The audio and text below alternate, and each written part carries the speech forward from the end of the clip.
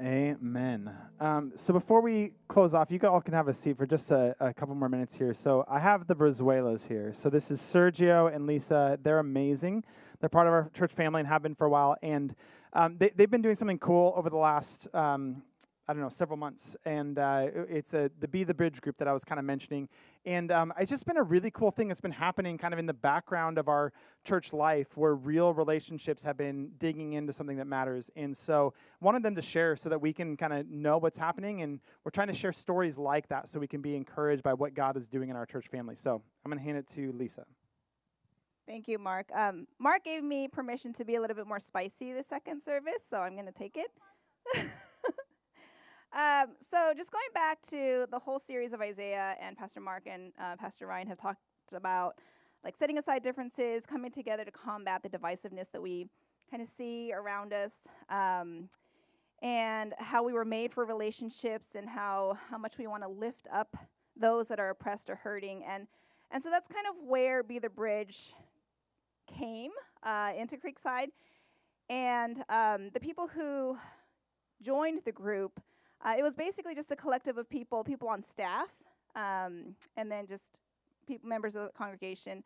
I really think just fulfilling the covenant that we promised to each other when we became members, the covenant of loving one another and loving our neighbor. And in it says to love those who are hurting. And so the week that George Floyd died, the question was, well, who in our congregation is hurting? And how can we come together and love one another in the midst of all the chaos that is happening? And so Be the Bridge formed, and I just want to read a little bit of what Latasha Morrison, she's the author of Be the Bridge, and she wrote a book, and she also created the discussion guide that we're using, and she said that no one tribe or group of people can adequately display the fullness of God.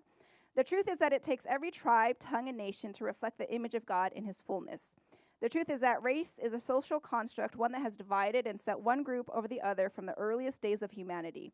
The Christian construct, though, dismantles this way of thinking and seeks to reunite us under a common banner of love and fellowship. And that really is the goal of Be the Bridge. It's to come together with people who are of the majority and people who are of the minority to have a conversation about our experiences, because God has given us each a different story.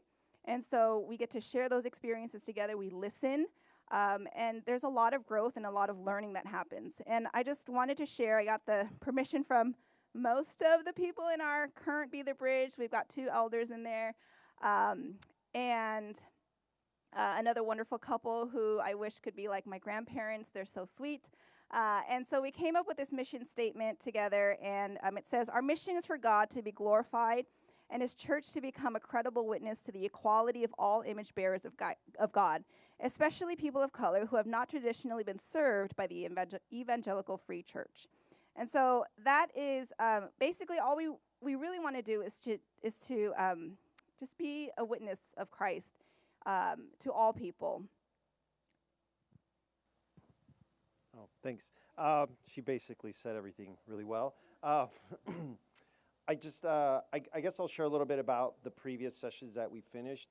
And I think one of the things that really stuck out is that as we came in, we all kind of shared our expectations of what we wanted to get. And I think what was often lacking was having like the right framework or the right language for us to be able to have these conversations, because we didn't want this group to just be a thing where you come, you talk, you learn about other people, you feel good, and you walk away, and that's it. We wanted it to equip you with that set of ideas and words that are biblically based to be able to go and have these conversations outside and bring the healing. Because one thing I always say is that the mission of Jesus is one of reconciliation, and that should be in our wheelhouse as a church. We should be the ones out there really bringing unity to these things that we're seeing, this division and brokenness. And it just strengthens our witness when we do those kind of things.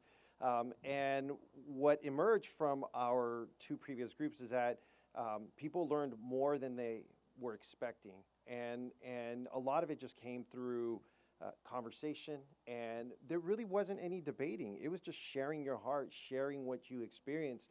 And through that, I think people just grew so much. And I know I did.